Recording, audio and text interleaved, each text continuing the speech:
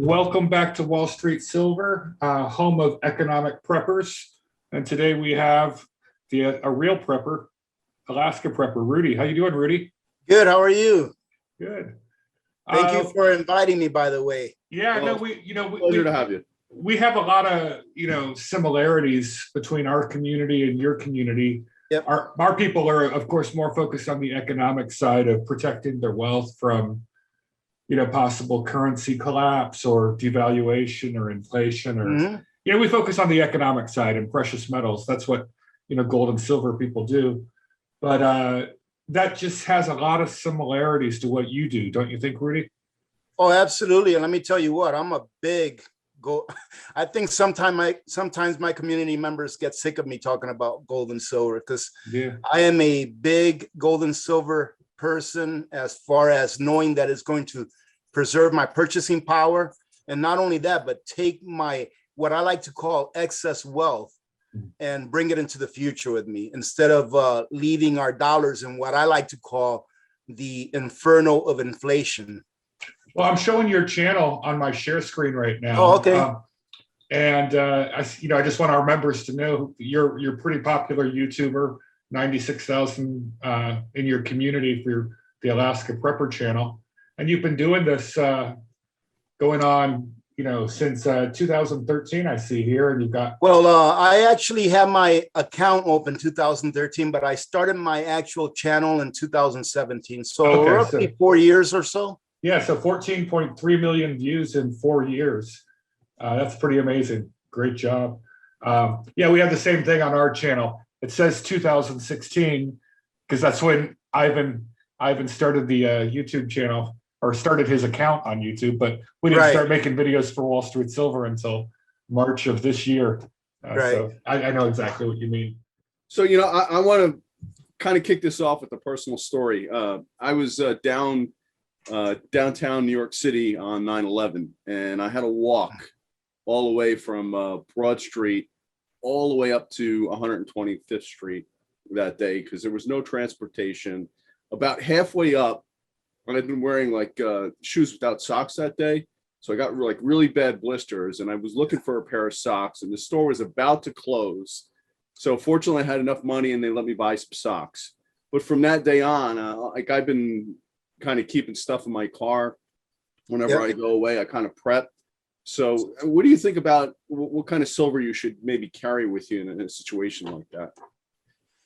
Well, to tell you the truth, as far as carrying what kind of stuff you should carry with you? No, silver. Should you silver? So well, to tell you the truth, silver, like junk silver or something. Well, yeah, my ideology when it comes to silver and gold is more for wealth preservation and not for preparing for a crisis, i.e., communications may go down, the supermarkets may close, water utilities may go down, electricity may go down, things like that. I like to think as silver and gold as wealth preservation and savings. For a crisis, like for example, you had a mini crisis, you did not have the appropriate gear to get you home when something happened that was out of your control. So personally, I would rather have some extra cash in that situation. For example, in my wallet. And I'm telling everyone now, so if you see me in the streets, you can hold me up. In my wallet, I have a little hidden compartment with $150 in it that I never touch. I never touch it unless I have to, because it's somewhat of an emergency. I would rather have that in that case. However, something that the prepper community is aware of is called a get home bag. And in our vehicles, or if you walk, maybe in your office, you would like to have a bag, like a duffel bag or a backpack, whatever you want, with some items in it that would prepare you to get home in case something happened like happened to you. So for example, in the trunk of my car, or now in the back of my truck, I have like an extra pair of walking boots that are insulated. I have long johns. I have a 3-day supply of food in there that would resist temperatures going up or down. So it's freeze-dried food. I have a small water filter. I have a small stove that you can use anything. You can use leaves, you can use wood, and I have a separate bag that's a medical bag where if something happens, I have any kind of medical stuff that I may need there in order to take care of something in a hurry before I can get to a professional. So that's what we like to call a get home bag. I get what you're saying, Rudy, about being prepared. And I think we have some prime examples right now out in the world today. And we don't really think that these things can happen in the United States or in Europe. Right. You know, in the first world economies, we think, yeah, you know, the grocery store is always going to be full. The lights are always going to be on or available. There's always going to be gas at the gas station. But you see what's going on in countries like South Africa and Cuba today, and or when the Colonial Pipeline was hacked recently, and all of a sudden all the gas stations were out of fuel within a day because everyone starts panic hoarding and buying and filling. Everyone fills up their car and all their 5-gallon, you know, five, you know, and people start panic hoarding, you know, toilet paper and stuff. But you know, like what's going on in Cuba and South Africa, where people are just looting and rioting and just the supply chains are breaking down. It's not, you know, we're incredibly fragile here, even here in our just-in-time economy. Agree. How do you talk about these things in your community to get through to Americans and Europeans who are used to everything being available? How do you get through to them? Well, I asked them, do you really think that during a systemic crisis, meaning a crisis that envelops our nation or a large portion or region of our nation, do you think that the government is going to be there to take care of you? And once people wake up to the fact that the government is not going to be there to take care of you, just look at the past disasters that we've had, Katrina, you know, Hurricane Andrew, all the way back in, I think it was 1990 something, right? You look at a Hurricane Sandy, you look at all those instances and you can see that the government was not there to take care of the people. What makes you think they're going to take care of you during times of crisis? It's logistically impossible for the government to take care of 330 million people. Yeah, I get what you're saying. FEMA, which is the organization that deals with those localized disasters, you know, they've got limited resources. They can maybe handle one hurricane in one small geographic area, right? And get enough water there just to help people get through it for a few days or get some tents there. But yeah, the government's not going to be there for the whole country. That's right. If things really start headed south. But you know, for someone who doesn't live out in the country and doesn't have a background of camping or whatever, you know, what are the key things that, you know, I don't live in the urban city. I live in the suburbs of my metropolitan area. Right. What can someone do in my situation to prepare? What should I have in the house? Man, that's a great question because there's a very simple answer. I like to tell people, create your own miniature infrastructures. So what infrastructures do you rely on? Do you rely on the supermarkets to get your food? Then create your own miniature supermarket in the form of a pantry in your house that has a long-term supply of food. But what I mean by long-term is at least a year's supply of food, but don't get scared by a year. You can start out slow. One of my main sayings is slow and steady wins the race. Every time you go shopping, get one more of what you need. If you need 2 cans of corn, get 3 or 4. Put it in your long-term pantry and make sure to get foods that you eat. And then make sure that you rotate your foods. By the time that you know it, if you do that on a continuous basis, by the time that you know it, you'll have a month of extra food. Rotate that food. What are healthy foods that are non-perishable that will last a year? Well, you know, I am only affiliated with 2 long-term food storage companies. All right. I'm only affiliated with 2, one of which is the best in the industry, and they're called Nutrient Survival. They have all of the minerals and vitamins and nutrients that your body needs, unlike any other long-term food storage. However, they're pricey. So what I like to tell people that may not be able to afford to store foods from third-party sellers like that is get things that you normally eat. All right, because that's what you're going to need. If you're already alive by eating the things that you normally eat, get those things that you normally eat. Now, some foods that will last a very long time on the shelf, I think that's the premise of your question, would be things that are dry. For example, pasta, rice, beans, wheat berries, sugar, salt, almost any spices. Those foods, if you properly package them, they can last upward of 25 to 30 years in the package that you put them in, i.e. a Mylar bag with an oxygen absorber in there.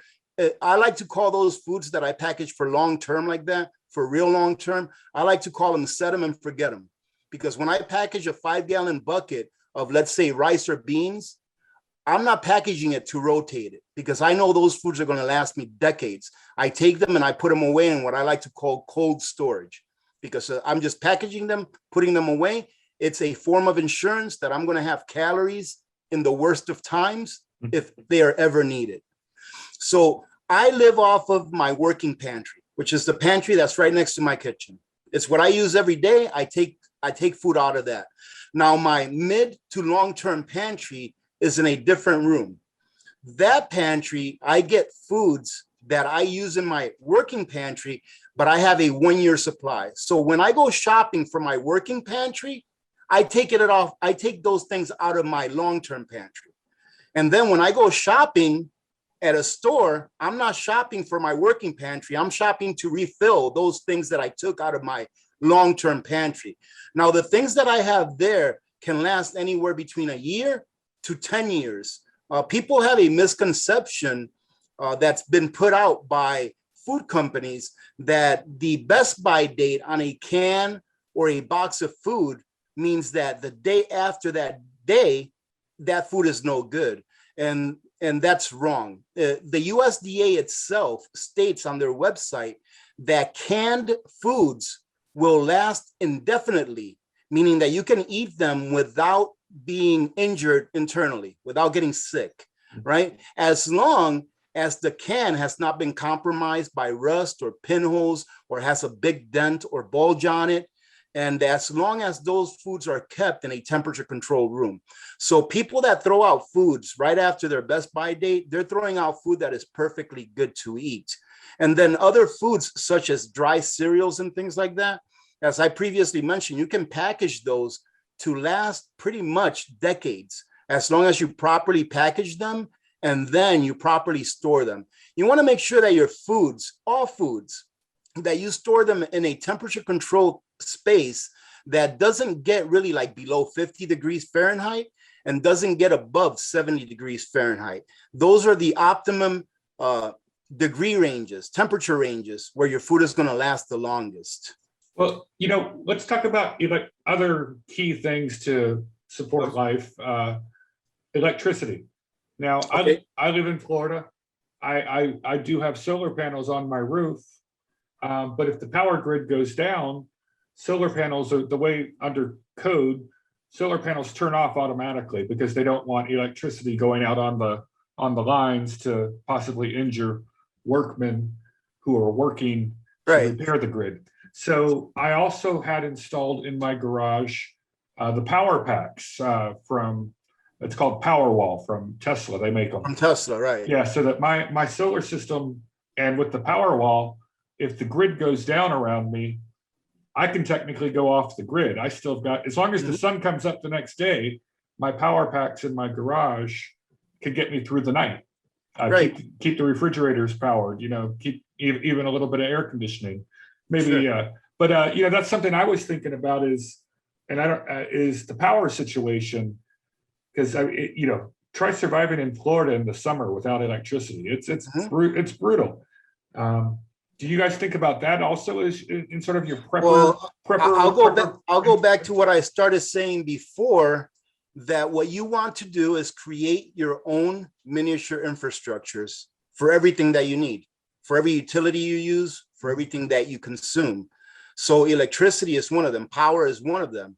I believe that anyone that doesn't have any backup whatsoever to power should start with a small gasoline or dual fuel generator, because you can not only rely on solar. I have a lot of solar. I have plenty of solar, and I love solar. However, if you're on a budget and you're going to start out with some backup for your power, start out with a small generator that will use electricity or propane.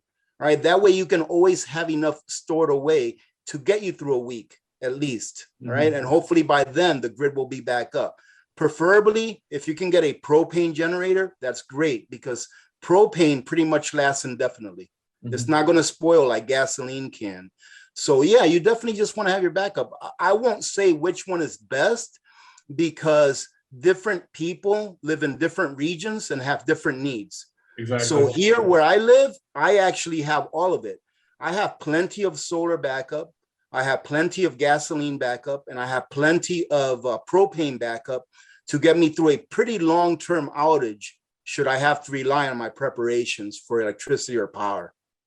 I would imagine that up in Alaska, you probably have power outages more frequently than someone does in a major metropolitan area. Well, you know what? Fortunately, we have a great electric company here, and they do a great job. Last winter, we maybe lost power 4 times last winter, and I think the longest power outage was like 4 hours. Are you way out in the countryside, or how close are you to a major city? Well, I like to say that I'm far enough away from the city where I'm, pretty happy that it's not very populated, but I'm close enough to where if I want to go to Costco and get me a 50-pound bag of rice, that I can. Yeah, okay. That's probably about the right range. But hey, Rudy, I'm curious about your slow and steady wins the race. I'm assuming you bring that philosophy to acquiring silver and precious metals. Absolutely. I am a very, very big advocate of preserving wealth and saving in precious metals. Do you have a particular strategy you follow? Absolutely. That you acquire? Absolutely. I'm retired from the military, so I get paid. My pension comes in on the first of the month every month. The first week of every single month, I'm down at my local coin shop making my dollar cost average purchase. And the reason I say dollar cost average is because when I go in there with a budget. I don't go in there with a number of ounces I want to buy. So whatever I budgeted for that month, that's what I'm going to spend. I don't care if silver is $5 an ounce. I don't care if it's $50 an ounce. I'm going to buy the number of ounces of silver that budget allows me to buy. And I do that every single month, with the exception of whenever we get a nice little dip. And then that's why we have dry powder, right? So that we can take advantages of those little dips from them manipulating the price and putting out 1 billion ounces of silver overnight in ETFs. Yep. What I like to call paper silver or fake silver. Yeah, we call it the same. We're all over that topic. Is there anything that you want to talk about Alaska that you think our community should be aware of or no?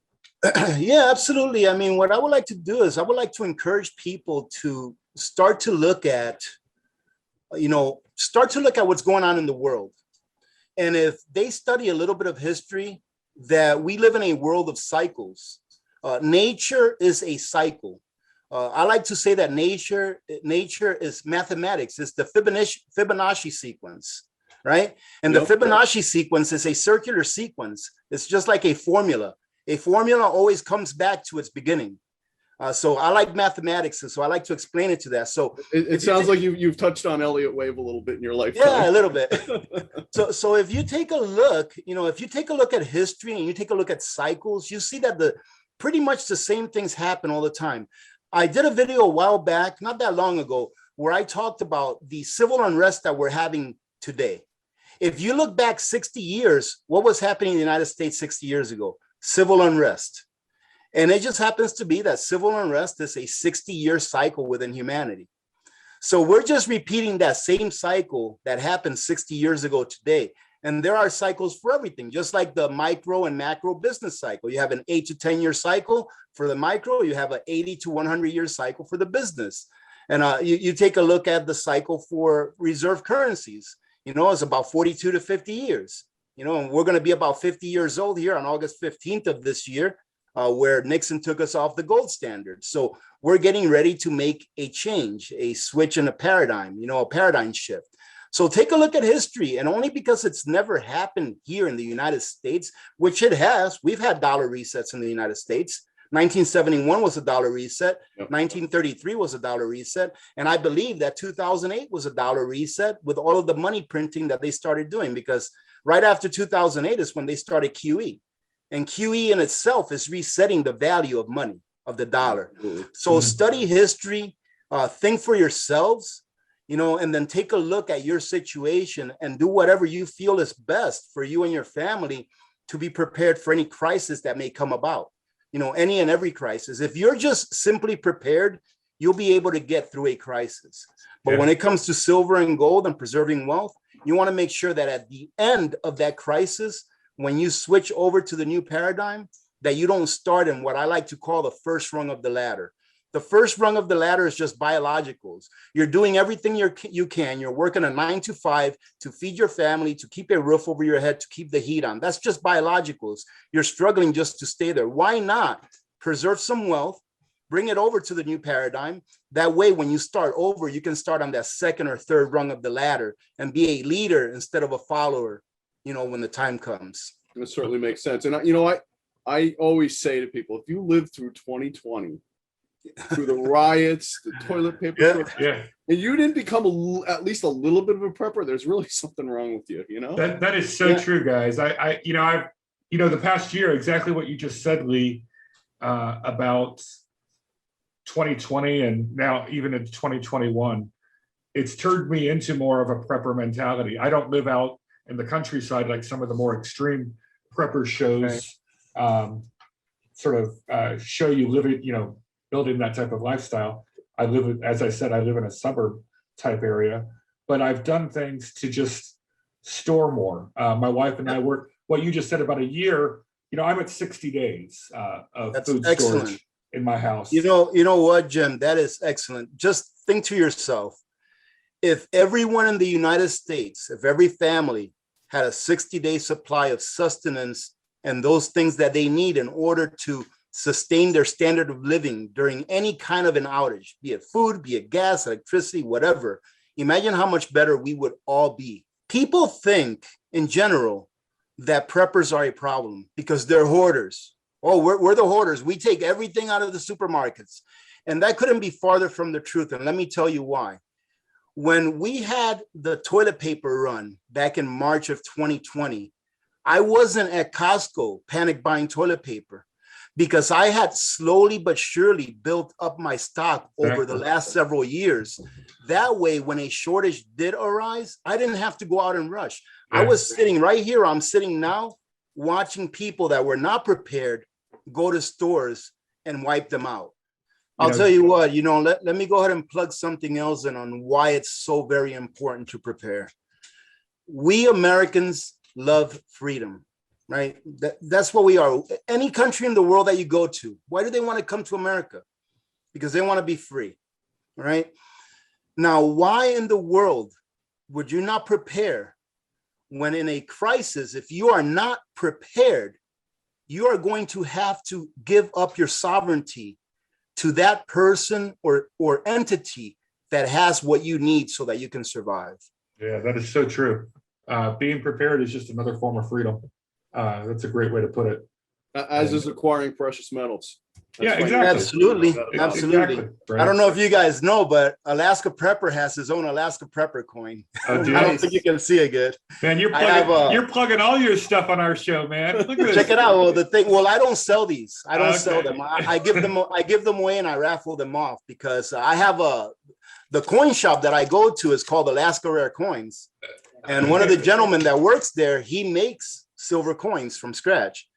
So I go, I buy the silver, I give them to him, and then he makes me my coins. I'll tell you what, I will trade 10 of those 10 ounces for one of our 10-ounce bars to you. You want to trade a swap? Absolutely not, because the premium on these are ridiculous. What's the premium? What's the premium on those? Oh, I pay about 3 times silver for one of these. Oh, wow. Really? Okay. Oh, this has been fun. I really appreciate you spending the time with us. Thank you. I've had a blast. Rudy, thanks a lot. Thanks for sharing your prepper experience with us. We really appreciate it. I think all of us in our community, even if we don't go full scale prepper, we all have a little bit of prepper in us. That's just the personality type of the typical silver investor. Can I go ahead and plug in my community real quick? Of Sure. course. So I'm not really plugging the channel, but I just want to say that the Alaska Prepper community, meaning the members, the people that have subscribed, are awesome. I try to run a channel that doesn't put people down, but that lifts them up. And our community members are like that. So if you are new to prepping, if you want to learn how to start prepping, come on over and just check out, some of the videos and check out our community members. They are very interactive in the comments. If someone has a question, probably 20 people will answer before I get to that comment. And our live streams are awesome because of the community members, because they don't go there to troll. They go there to learn, and they go there to help each other out. So I think that our community is one of the best communities on YouTube when it comes to the preparedness community on YouTube. Mm-hmm. So if you are considering to start prepping, you should really consider it and start prepping, because no one's going to take care of you when the time comes. And if you don't take care of yourself, no one else will. Hey, Rudy, thank you very much for joining us today. We really appreciate it. And we'd love to have you on again in the future. Absolutely. To talk some more prepping. Absolutely. Thank you very much for having me. I've had a blast. Thank you, Jim, and thank you, Lee.